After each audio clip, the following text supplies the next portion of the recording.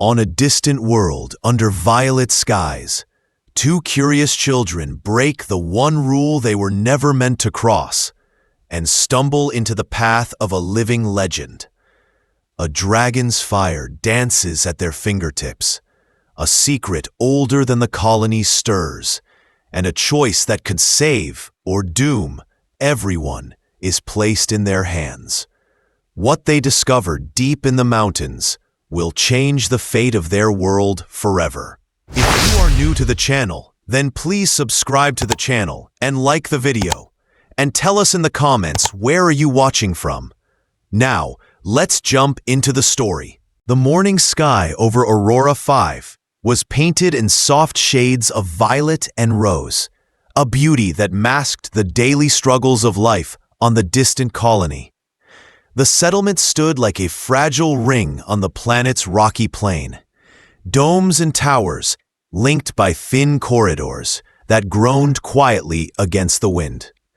Inside one of the modest habitat units, Lena Marwick fought with a stubborn food synthesizer that hummed and rattled like it might fall apart at any moment. She pressed the button again, waiting for breakfast to appear. Instead, the machine coughed out a lump of pale, half-formed food that barely resembled scrambled eggs. Lena sighed. In all the challenges of life on Aurora 5, from unpredictable storms to failing air systems, terrible meals still made the list. "Dorian, Kala, breakfast is ready," she called, though her voice held little enthusiasm. Dorian appeared first, sliding down the spiral ladder with untamed hair, sticking up in every direction.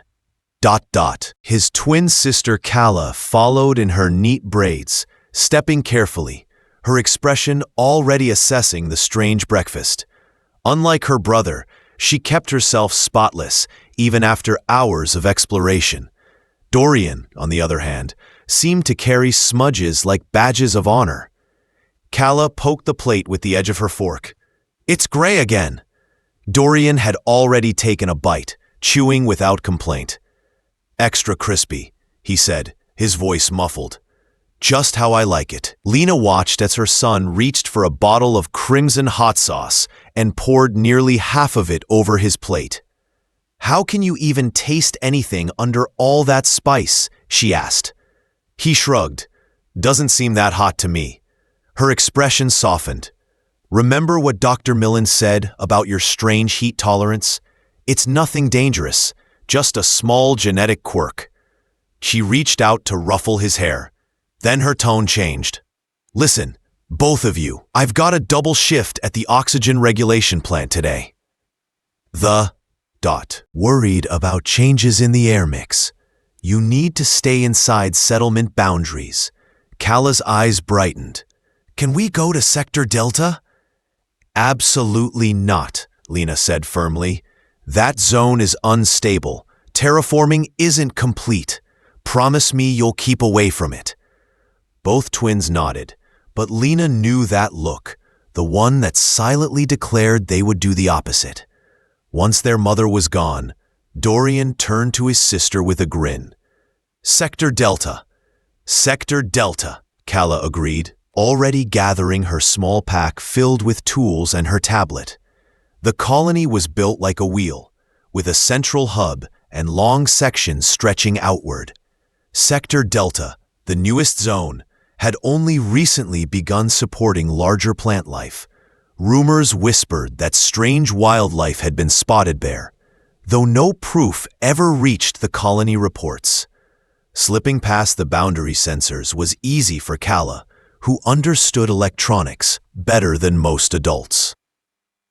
"A quick pulse to disrupt the circ," she murmured, pressing a small device against the panel. The indicator light turned from green to black. "We're clear." Beyond the security line, the world changed.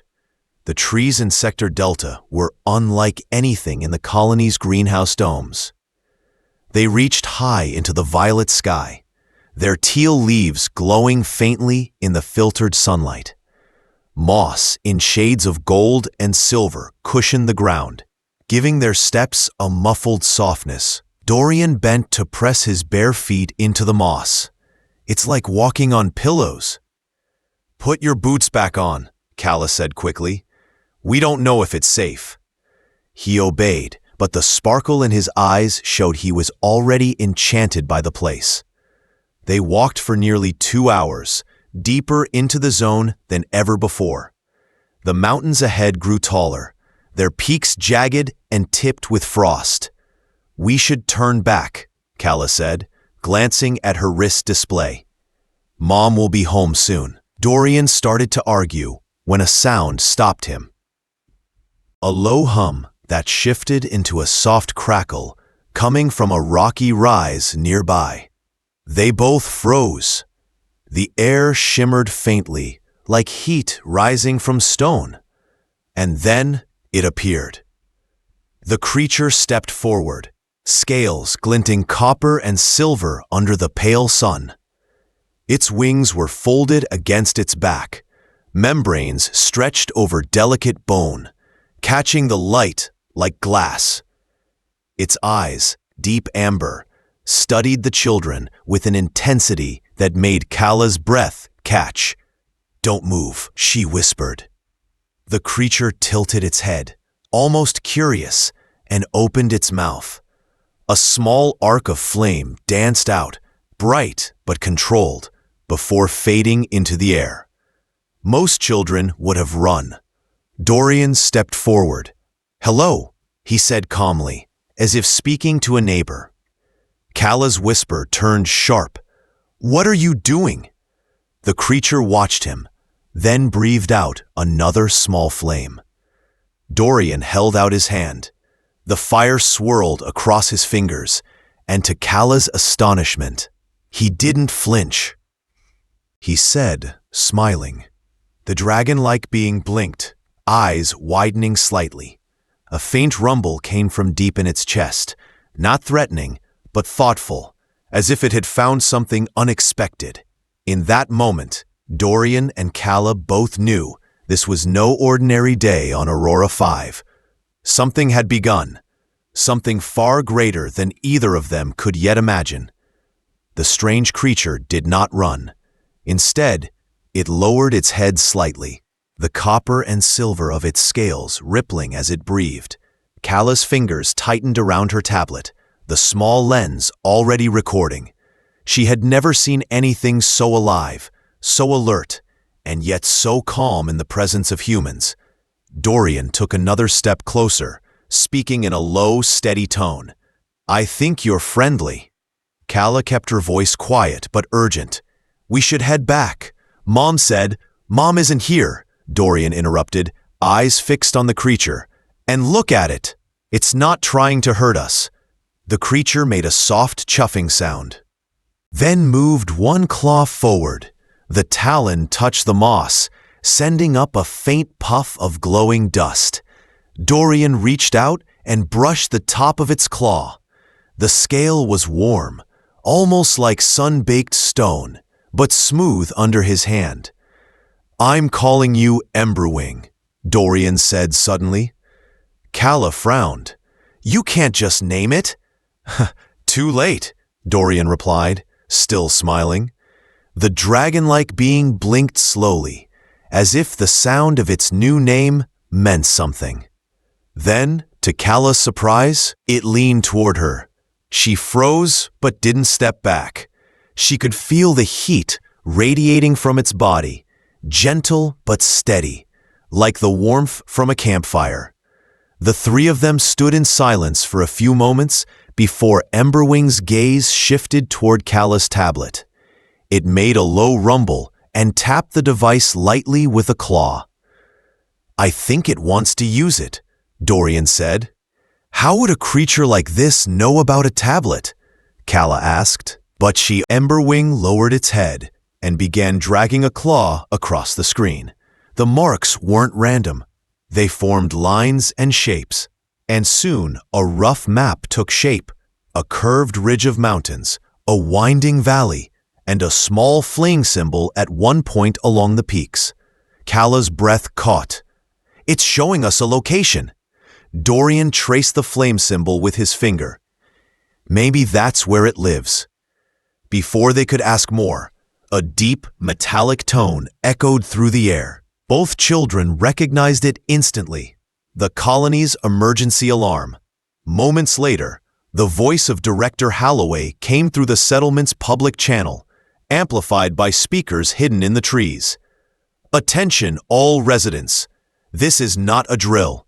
Oxygen regulation systems have experienced a major malfunction. Atmospheric levels may drop below safe thresholds within 72 hours. All colonists are to report to the nearest shelter for evacuation briefing. Repeat, this is not a drill. Kalla's stomach teat. We have to go back now. Emberwing tilted its head, eyes narrowing as if it understood the message. Then it lowered its body to the ground, wings half spread. The meaning was unmistakable. It wanted them to climb on. Dorian stepped forward immediately. He wants to take us to that place on the map. Kalla shook her head. We can't just... Think about it, Dorian interrupted. If the air is failing and he's showing us something important, maybe it's connected. Kalla hesitated, glancing at the path back toward the settlement, but something in Emberwing's steady gaze made her step forward. I can't believe I'm doing this, she muttered, climbing up behind her brother. The creature's body was worn beneath them, the scales firm but smooth. Emberwing moved with surprising gentleness as he began to run across the moss, wings unfolding fully. Then he leapt into the air. The ground fell away beneath them as the wind rushed past. The trees of Sector Delta stretched below like a patchwork of green, gold, and teal. The colony's distant silver domes glinted in the sunlight. Kalla gripped Dorian's waist tightly. We're flying, she said, though her voice trembled. We're seeing what he wants to show us, Dorian replied, leaning forward. The flight was smoother than Kalla had expected, the dragon's wing beats steady and powerful. Each downward sweep lifted them higher until the mountains from the map loomed directly ahead. The air grew cooler, but the heat from Emberwing's body kept the chill away. Sharp peaks rose around them, some capped with faint layers of frost. Deep shadows lay in the valleys, and streaks of crystal shimmered on the cliff faces. Emberwing angled his wings and descended toward a narrow ledge halfway up the tallest mountain. The landing was firm, but careful, the clawed feet gripping the stone without slipping. The flame symbol from the map now made sense. Carved into the cliff wall ahead was an opening shaped like a jagged teardrop. Faint blue light pulsed from within, and the sound of distant water echoed softly. Dorian slid to the ground first, his boots scraping against the rock. This is it. This is where he wanted us to come. Kalla followed, clutching her tablet tightly. Whatever's in there, it better be worth the ride. Emberwing stepped forward into the cave entrance, glancing back only once, as if to say, "Follow me." With a deep breath, the twins stepped after him, the shadows swallowing them as they left the light of the glowing forest behind. The journey inside had just begun. The tunnel's walls were rough and cool to the touch, lined with veins of crystal that caught the faint light and split it into shimmering colors. Kalla's boots crunched softly on the stone floor, each step echoing deeper into the cavern. The air here was different, warmer, almost alive. Emberwing led the way, his claws clicking lightly against the stone. The faint blue glow they had seen from outside came from patches of bioluminescent fungi clinging to the walls. The light was soft, but strong enough to reveal the path ahead. How far does this go? Kalla asked quietly. No idea, Dorian replied, though his voice carried more excitement than fear. But I think we're going to find out soon. As they walked, the tunnel began to widen. The ceiling arched high above, and the echoes of their footsteps grew stronger. Then, without warning, the narrow passage opened into a vast chamber. Kalla stopped in her tracks. The space was enormous, so large she could barely see the far end. Hundreds of crystal spires rose from the ground like frozen lightning, their sharp tips reflecting the blue glow into countless shimmering beams. The ceiling soared high above, dripping with crystal formations that glowed faintly as if they stored light. But it wasn't the beauty of the crystals that held her attention. It was the dragons. Dozens of them stood in a half circle around the chamber's edges. They were of all sizes and colors: deep emerald, soft gold, shimmering silver, and rich bronze. Their eyes glowed in shades of amber, green, and blue. Each one watched silently, their heads tilting in the same curious way Emberwing had studied them in the forest. Emberwing stepped forward, making a series of soft rumbles and clicks. The other dragons answered in tones that ranged from low growls to high, bird-like trills. It was a language, complex and layered, more than just sound. From the far side of the cavern, a dragon stepped forward. It was the largest of them all, its scales a rich golden bronze that caught and held the light. The air seemed to grow warmer as it approached. Its eyes were a deep green, steady and ancient. The great dragon lowered its head until it was level with Dorian's face. Then it exhaled a cloud of shimmering mist that swirled around the boy before slowly fading into the air. Dorian blinked.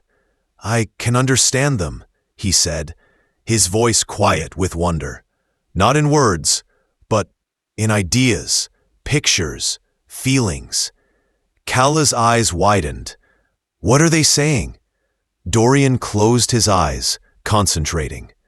"They've been here for centuries, before humans came. They've always lived hidden, keeping balance in something they call the fire-breathe cycle. It's part of the planet, part of them." Images flashed in his mind, storms rolling over the violet sky, rivers of molten rock glowing beneath the surface, and great winged shapes soaring above forests long before any human foot touched the soil. He opened his eyes again. "They know about the colony. They've been watching since we arrived. They say the regulator, the machine that makes the air safe, is damaging the fire-breathe cycle. It's forcing the planet's air to match Earth's, but this planet wants to stay in its own balance." Kala frowned, her mind already racing. That might explain the oxygen fluctuations. The system's fighting against something it doesn't understand. The golden bronze dragon leaned closer, its gaze fixed on Dorian. New images formed in his mind, sharper and more personal this time. He saw himself as a baby, lying in a medical bed, surrounded by worried faces. His skin looked pale, and a soft alarm blinked red in the background. He saw a smaller dragon, not Emberwing, but another, stepping forward in a hidden chamber like this one, offering a vial of glowing liquid to a human wearing medical gear. There was no sound, but the intent was clear. Dorian opened his eyes slowly. "When I was a baby, I was sick. They helped me, gave me something from themselves. That's why I don't burn when I touch fire." Kala stared at him. "You mean you have part of them in you?" He nodded. "They call it emberescence. It's rare, and they've never shared it with humans before. But they did it to save me." Emberwing stepped closer, nudging Dorian gently with his snout. The contact sent another stream of thoughts and images into his mind. A vision of the regulator, of its massive turbines and glowing panels, and of himself standing before it. "They think I can help fix it," Dorian said, "but they can't do it alone. They need me." Kala looked around at the silent circle of dragons, their eyes all on her and her brother. The realization settled heavily in her chest. They had stumbled into something far bigger than a simple adventure. The golden bronze dragon, whom Dorian now understood to be the keeper of First Flame, lowered its head in what felt like both a greeting and a request. Emberwing's warm gaze followed, steady and certain. "So what now?" Kala asked, her voice low. Dorian looked toward the dark tunnel they had entered through. Now we decide if we're brave enough to try. The mountain of echoes held its breath, waiting for their answer.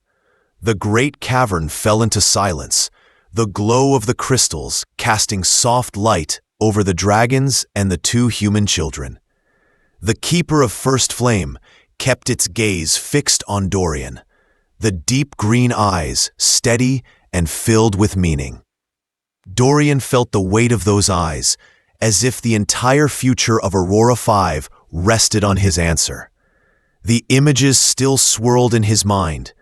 The failing oxygen regulator, the fire-breath cycle of the planet straining under human technology, and the urgent need to restore balance before it was too late.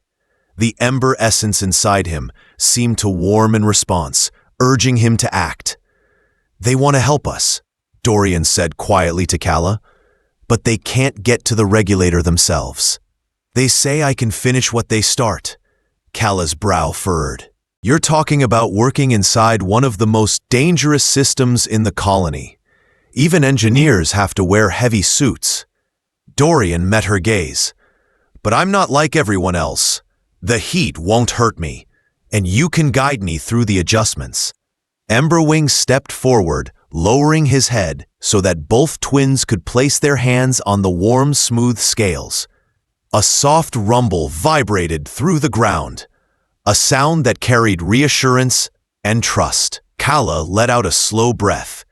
"If we're doing this, we need to move now. The oxygen's already dropping." The Keeper of First Flame gave a final nod, and Emberwing lowered himself to the stone floor. The twins climbed onto his back, gripping the ridges along his spine. With a powerful sweep of his wings, he carried them out of the mountain of echoes and into the open sky. The flight back was faster, the wind whipping against their faces as the mountains faded behind them. Below, the forests and plains of Sector Delta spread out like a living map, but Dorian kept his eyes forward, locked on the silver towers of the colony. They landed near the towering structure of the oxygen regulator, a massive, cylindrical machine humming with unstable power. Warning lights flashed along its panels, and the air around it shimmered faintly from the heat it released. Calla slid to the ground and activated her tablet. "Okay, I'm pulling up the schematics. You'll need to open the upper intake chamber and adjust the thermal distribution array. That should let the system accept the planet's natural air mix without overcompensating." Dorian stepped toward the machine. The heat radiating from it would have been unbearable for anyone else, but to him, it felt no worse than standing in the sunlight. He placed his hands against the metal, feeling the pulse of its inner systems, the rush of air and energy flowing through its core. Guided by Calla's voice, he worked quickly. Metal panels came loose under his grip, revealing complex arrays of glowing conduits and rotating vents. The ember essence in his blood seemed to hum in time with the machine, letting him sense where the imbalance lay. Inside the regulator, the heat rose to dangerous levels, but Dorian moved with steady hands. Each adjustment sent subtle shifts through the system, the rumble of the machinery growing smoother. Calla watched the readings on her tablet. "It's working. Oxygen levels are stabilizing.